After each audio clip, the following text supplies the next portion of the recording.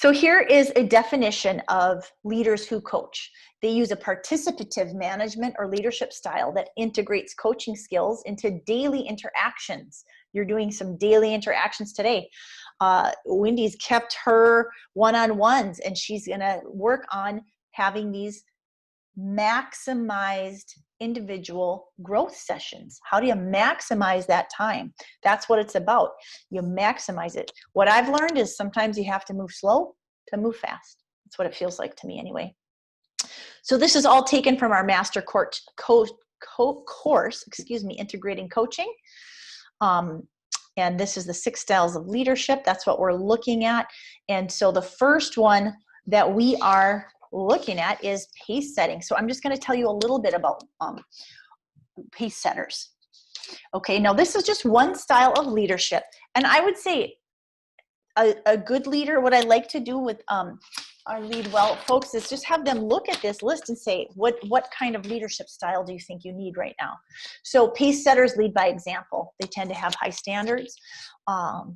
It works well when your team is developed and you're really competent. Like I would say right now, Kristen, pace setting isn't going to be a good rule of thumb unless if your team, if they've been there for a long time and they're really good supervisors. But if you have newer supervisors, you might not want to do the pace setting thing as much right now. It's just an idea. Now, I don't know if that's the right answer, but that's what it seems like.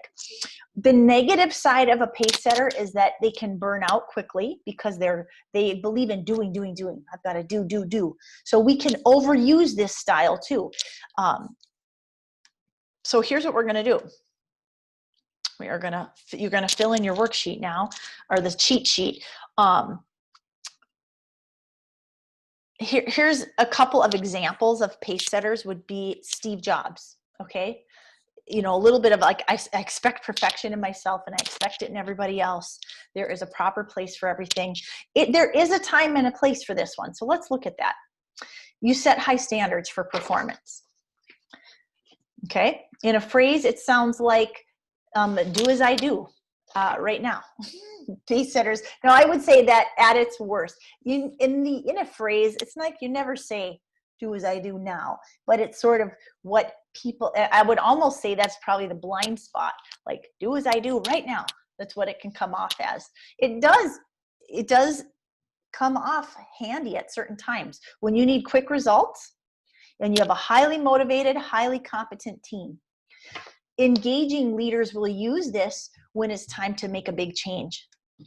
Okay, so rather than doing, you're going to delegate because you've developed a great system, and then you can delegate that system. The other way is role modeling. I've got a great story from a client that I worked with, and I'm going to just tell it quickly here so we have time for the other type of style, which the thing that the pace setting that I'm remembering that was really effective was from a client named David. And David had to work on his accounts receivables. They had gotten out of hand for his business. They were at about $80,000. Now, for some businesses, if you're, if you're a $30 million company, that's not so much. But his was more of like $1 million to $2 million company. So for $80,000, he was like, I got to have that money. And here's the kicker. David's business was an accounting firm, right? So talk about being willing to bring a challenge. That's what he brought. Now, there's a lot I could tell you about that, but let me share this. David said, Jen, when I bought this business, there was so much of the culture that was already established. And I don't really like it that way, but we've been so busy for the last 5 years. It's just sort of the way our people work. It's the way we do things. So it's like he couldn't even see another way. But he said, I want to work on that. So for 3 months, he broke it down into small steps and he tackled that. And he ended up collecting like $110,000 of ARs because there was even a little more. But what that did for him was it helped him realize that he role modeled how you can do it differently. And he realized that he was tolerating something. I think I have a little sheet of his wins. Oh yeah, right here. So when I wrap up some coaching with people, or even as we go, I have people write out, claim your wins, and look at what he wrote here. one of his wins was around billing. He's more caught up than ever before. Do you know how good it felt for him to write that 6 months later? I have empowered 2 employees to help. We started last week. Progressing towards real-time billing on projects. How awesome is that? Real-time billing, right? And that was his standard. But it took, I mean, he had to break this down and really get intentional in order to make that change. Let's look at the next style. Now, here's an interesting thing. What I teach in Lead Well and the kind of the whole foundation of my organization is teaching leaders how to use coaching skills. Because after I coach with leaders on their own personal transformation, which is a part of it, there's a whole master course called Personal Mastery. You got to feel this stuff on yourself to be willing to try it. If you don't believe that coaching is a great model and approach, you won't try it with your team. But if you've experienced it, that's like Kristen was talking about. Oh wow, look at this. I remember when my leader didn't give me the answer, my mentor. I'm going to try that.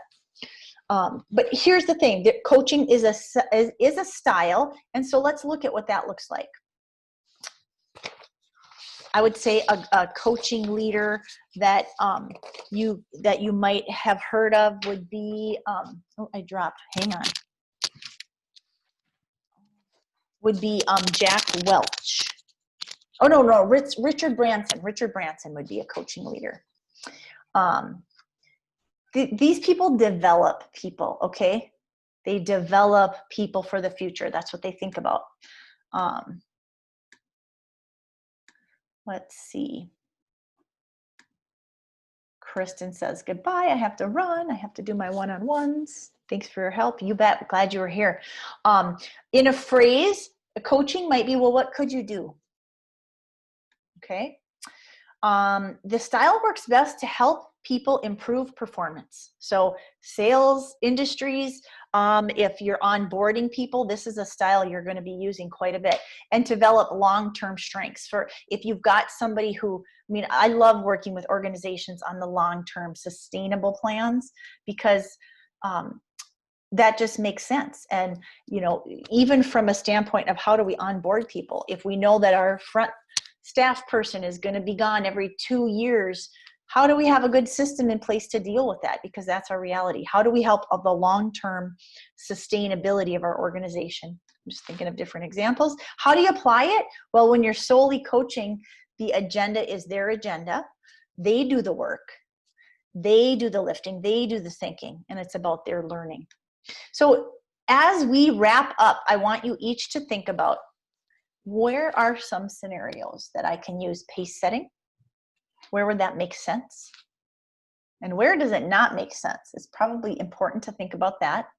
Where are some scenarios where I can use coaching?